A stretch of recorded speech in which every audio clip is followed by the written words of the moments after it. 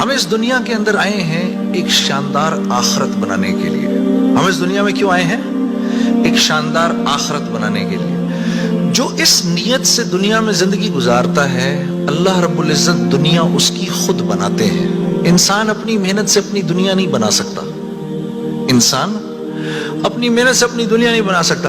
وہ اپنے آپ کو نہیں بنا سکتا تو باقی دنیا کیا بنائے گا؟ ٹھیک ہے، میں چاہوں کہ میری جوانی کبھی بڑھاپے کی طرف نہ جائے، یہ ہو نہیں سکتا. میرا اپنے اوپر تو زور چلتا نہیں ہے. نہ میں اپنی مرضی سے آیا، نہ اپنی مرضی سے رہ رہا ہوں، اور نہ اپنی مرضی سے دنیا سے جاؤں گا. یہ کیسی دنیا ہے کہ اس کی کوئی بھی چیز میرے قابو میں نہیں ہے.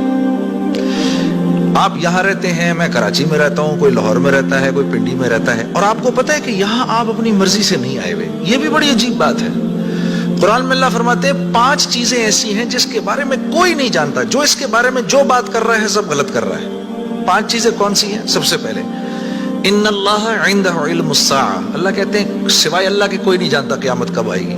وَيُنَزِّلُ الْغَيْثَ، بارش نے کب کہاں اور کتنا برسنا ہے کوئی نہیں جانتا. رزق کس کے پاس کتنا پہنچے گا اللہ فرماتے ہیں کوئی نہیں جانتا، صرف میں جانتا ہوں.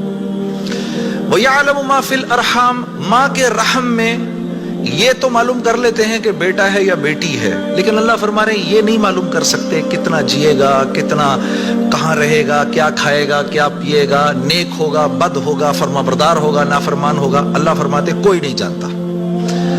پھر اللہ فرما رہے ہیں وما تدری نفس ماذا تکسب غدا، کوئی نفس یہ نہیں جانتا، انسانوں کو چھوڑو، کیڑے مکوڑے بھی یہ نہیں جانتے کہ کل ان کو ان کا رزق کہاں سے ملے گا. مجھے نہیں پتا تھا کہ آج میں کھانا یہاں بیٹھ کے کھاؤں گا، کوئی آئیڈیا نہیں. اللہ کہتے کوئی نہیں جانتا. پھر اللہ کہہ رہے ہیں 5ویں چیز وما تدری نفس بأی ارض تموت، کسی نفس کو نہیں پتا کہ اس کو موت کب آئے گی اور کہاں آئے گی.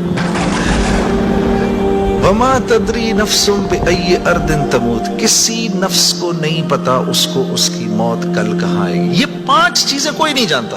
اب ان 5 چیزوں کا براہ راست ہماری زندگی سے تعلق ہے. تو پھر یہ کیسی زندگی ہے، یہ کیسی دنیا ہے جس کے بارے میں کچھ بھی نہیں جانتا.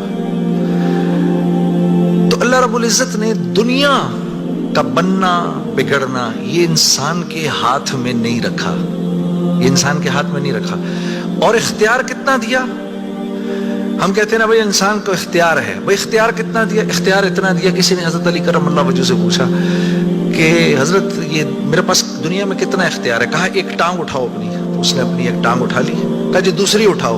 کہا جی وہ نہیں اٹھا سکتا. کہا بس اتنا اختیار ہے تیرے پاس، انسان کے پاس اتنا اختیار ہے. اور جو اختیار ہے وہ کیا ہے یہ جاننا بڑا ضروری ہے. انسان کے پاس کیا اختیار ہے؟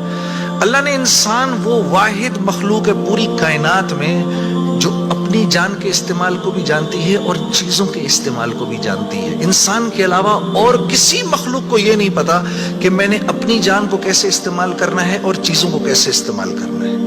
گھوڑے کو نہیں پتا کہ میں نے اپنے آپ کو کس کام میں لگانا ہے اور میں نے بکری کا کیا استعمال کرنا ہے. بکری کو نہیں پتا کہ میں کس کام کے لیے دنیا میں آئی ہوں. اس کو کوئی آئیڈیا نہیں ہے کہ بلی کا میں نے کیا استعمال کرنا ہے. ٹھیک ہے، انسان وہ واحد مخلوق ہے جس کو اللہ نے یہ شعور دیا فَأَلْهَمَهَا فُجُورَهَا وَتَقْوَاهَا. میرے دوستو یہ وہ آیت ہے وَنَفْسٍ وَمَا سَوَّاهَا. اچھا چل کسی کی قسم نہیں مانتا تو میرے بندے مجھے تیری جان کی قسم فَأَلْهَمَهَا فُجُورَهَا وَتَقْوَاهَا. کل قیامت کے دن آگے مجھے نہیں کہنا یا اللہ مجھے نہیں پتا تھا سیاہ کیا ہے اور سفید کیا ہے.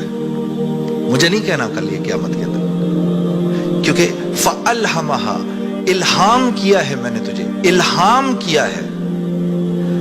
اچھائی اور برائی کا فرق میں نے تیرے اندر ڈالا ہے اور یہ ڈال کے تجھے دنیا میں بھیج دیا ہے. جیسے کوئی بھی معاشرہ ہو اس میں سچ اچھا سمجھا جاتا ہے، جھوٹ برا سمجھا جاتا ہے، چاہے وہ مسلمانوں کا معاشرہ ہو چاہے غیر مسلموں کا ہو.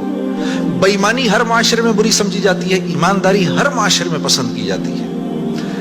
راست بازی، سچائی، بینگ اپ رائٹ یہ ہر معاشرے میں پسند کیا جاتا ہے، اور ظلم ہر معاشرے میں برا سمجھا جاتا ہے. جسٹس ہر معاشرے میں اچھا سمجھا جاتا ہے، قتل ہر معاشرے میں برا سمجھا جاتا ہے. تو اللہ پاک فرما رہے یہ چیزیں دے کے میں نے تمہیں دنیا میں بھیجا ہے، میں نے تمہیں تمہاری جان کا استعمال بتا دیا، چیزوں کا استعمال بھی سکھا دیا. تو یا اللہ میں نے جان کا کیا استعمال کرنا ہے، میں نے جان کا کیا استعمال کرنا ہے. ہاں تو اللہ پاک فرما رہے ہیں قد افلح من زکاہا، تو نے اپنی جان کا تزکیہ کرنا ہے تو تو کامیاب ہو جائے گا. وقد خاب من دساہا، اور اگر اپنے نفس کو تو نے کھلا چھوڑ دیا تو برباد ہو جائے گا. اب نفس کا تزکیہ کیا ہے؟ نفس کو ہر اس چیز سے روکنا جس کو اللہ نے منع کیا ہے، یہ نفس کا تزکیہ ہے. سامنے نامحرم عورت ہے، اب نہیں دیکھ سکتے اس کو. ہاں وہ سامنے سے آئی، نظریں جھکا لی، اب نظریں جھکا لی اسی لمحے پچھلے سارے گناہ معاف ہو جاتے ہیں. اور اللہ ایمان کی وہ حلاوت دیتے ہیں جو آپ نماز میں محسوس کریں گے. پھر آپ نہیں کہیں گے کہ جی میں نماز پڑھتا ہوں میرا تو دھیان ادھر نکل جاتا ہے. پھر آپ نہیں کہیں گے. کان کو ہر وہ چیز سننے سے روکنا جس کو اللہ نے منع کیا، ہر اس چیز کو سننا جس کا حکم دیا. ہاتھ کو ہر اس جگہ استعمال کرنا جس کا حکم، ہر اس چیز سے روکنا جس سے منع کیا. تو نفس کا تزکیہ اللہ فرما رہے ہیں جب تم دیکھ دیکھ کر میری رعایت رکھ کے زندگی گزارو گے تو تم اس دنیا میں کامیاب ہو جاؤ گے. اور تمہیں کامیاب کون کرے گا؟ ہم کریں گے. تم خود کامیاب نہیں.